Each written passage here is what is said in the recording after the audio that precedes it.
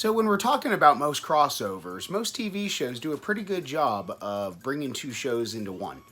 Well, I have a crossover that is just horrendous, and I watched it so you don't have to. Because as a child, loving both of these series, I didn't see it as big of a deal. But when I rewatched it as an adult, man, it just did not land. So what this was Power Rangers in Space with a crossover episode involving the Teenage Mutant Ninja Turtles. So for any of us 90s kids, we definitely remember the TMNT Next Mutation live action TV show. This is probably regarded as one of the lowest points in TMNT history, but do you know it gets a little bit lower than that?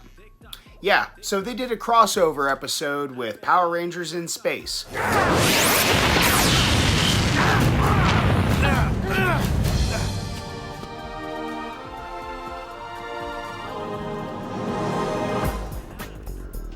You want Rangers? You gotta go through Turtles. And this started out with the Ninja Turtles being brainwashed by Andromeda to fight the Power Rangers. Well, the Power Rangers break the brainwashing on the Ninja Turtles and they join forces to fight evil. So the Mutant Ninja Turtles are for real? Yeah. Hey, we couldn't believe they were really Power Rangers. It is by far the worst crossover you have ever had to watch, and I watched it so you don't have to. Gotcha!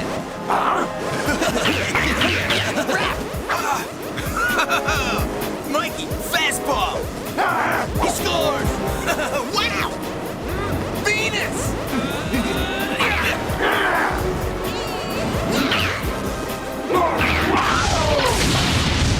Remember, everybody, be good, be rad, and be 90s. So, do you know that The Mask and Ace Ventura both have animated TV series based off the movies? No, they don't have Jim Carrey as any of the voices, but there is an amazing crossover on the Mask series. So playing Super Mario Brothers through all of the games, did you ever wonder where a majority of the people were? So when we're wondering where everybody in the Mushroom Kingdom went to, there's a little story in Mario Brothers where they talk about the Koopas and Bowser turned everybody in the Mushroom Kingdom into stones, horsehair plants, blocks, pretty much everything that you see, jump on, or smash. Wait. Shit. We need to think about it twice when we go around smashing blocks left and right now. At this point, Mario's body count has to be in the millions. Give us a follow if you like what we're doing, and remember, be good, be rad, be 90s, everyone. Oh my god, so I am a huge Studio Ghibli fan, and did you guys know that last week, within like the last 15 days, they announced that they're going to be opening up the Studio Ghibli theme park on November 1st. I can't tell you. The little kid inside me is just screaming. I love Totoro, Kiki's Delivery Service, Howl's Moving Castle, Earth Realm, Ponyo. They were all such amazing ones, but some of my favorites were Spirited Away and Princess Mononoke's. So the park itself, like I said, is going to be opening November 1st at the Morokoro Park. This is where they held the 2005 Expo in Japan. So when Ghibli World opens up, it's going to have 3 lands inside. The first one's going to be the Studio Ghibli Grand Warehouse. The next one's going to be the Dandoro's Village. And then the last one is going to be Hill Youth. So these are just 3 of multiple ones that are going to be opening up. Like I said, there's going to be Mononoke's Village, there's going to be Totoro's Playground, and there's even rumors that Miyazaki himself is going to be at the grand opening of Ghibli World doing the ribbon cut. Ticket prices are going to be really fair, ranging to about $18 for an adult and $10 for children. Since they're not like Disneyland, they don't have any major rides to offer at this moment right now. But it's just going to be a solid experience. Can you imagine sitting next to No Face? Just keep the food coming. I want to eat everything! Or being able to ride on Haku's back? Or being able to help Kiki make some special deliveries? One of the kickers, one of the best pieces, is going to be a life-size Howl's Moving Castle. For any of us that have seen this movie, we are in for an amazing treat. And if you haven't, I suggest you check out the link to the video that I'll put below. But it's going to be an awesome event. What would you like? Just name it. From the start, they had only one actor in mind for the voice of Woody. What they did was they took a line from Turner and Hooch, which was a movie I'd made for Disney. And they actually did have a small piece of... The right to fear thee. Magic has a way of uniting. Happy 16th birthday, child. With Hocus Pocus 2 coming out tomorrow on Disney+, super fans of Hocus Pocus have a great opportunity in front of them. Let me tell you what it is. So if you are a super fan of Hocus Pocus and the Sanderson sisters, who have got up hanging out with me tonight, I want to talk to you about being able to stay at the Sanderson sisters cottage.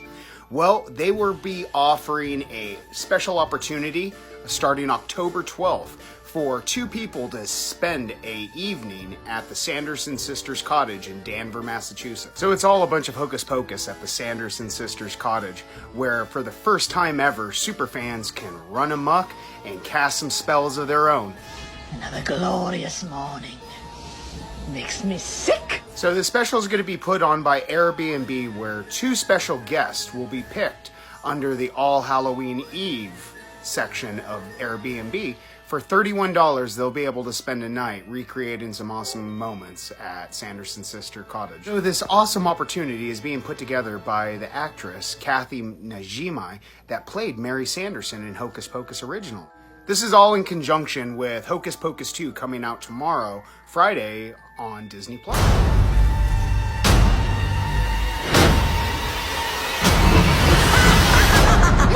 So what better way to do that than to host a scary trio fun-filled night that fans will remember for years to come. So some of the activities at the cottage are going to be being able to cast some of their own spells and look through the spell book themselves.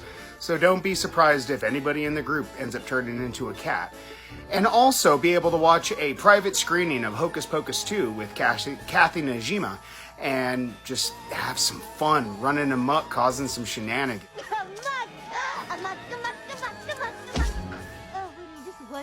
Remember, they say a new witch gains her powers when they turn 16. We are just 3 kitey old spinster ladies. Spending a quiet evening at home. Sucking the lives out of little children.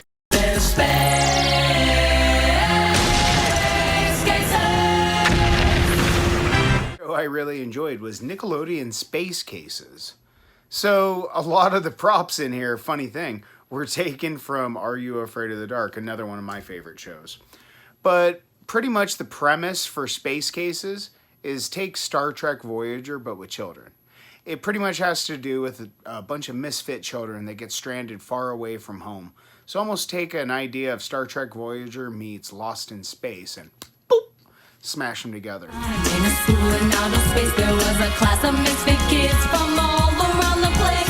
They snuck aboard a mystery. It wasn't necessarily the episodes that were the best, but it was the guest stars. Had one of my favorite actors, Mark Hamill and George Takei, coming on episodes. So I came up across a super weird and kind of crazy story, and I want to put it out to you guys. Tell me what you think.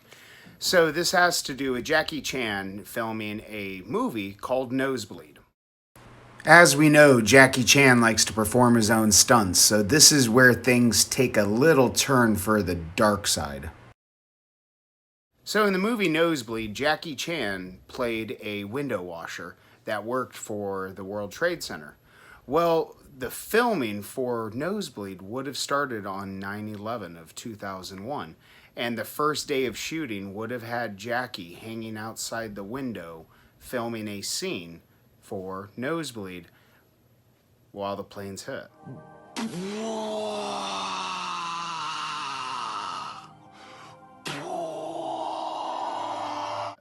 This is an incredibly dark rumor, and there's no evidence to really point it that it's true or it's not, but it's something that's been debated for almost 15-20 years.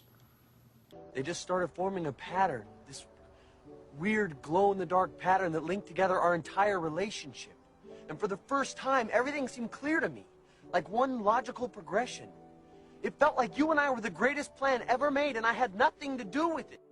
Did you ever wonder where or what happened to Freddie Prinze Jr.? He just up and disappeared one day. I thought he just went to be this amazing husband and father with Sarah Michelle Gellar, but I was totally wrong.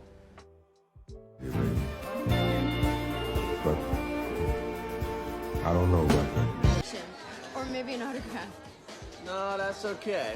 I saw him on a rerun last night. He had his own toenail clippings for $10. Very impressive. Jump up my ass, Zach. I've been there. Done that. Get funky, DJ. Back up. Yo, can you guys back up a little?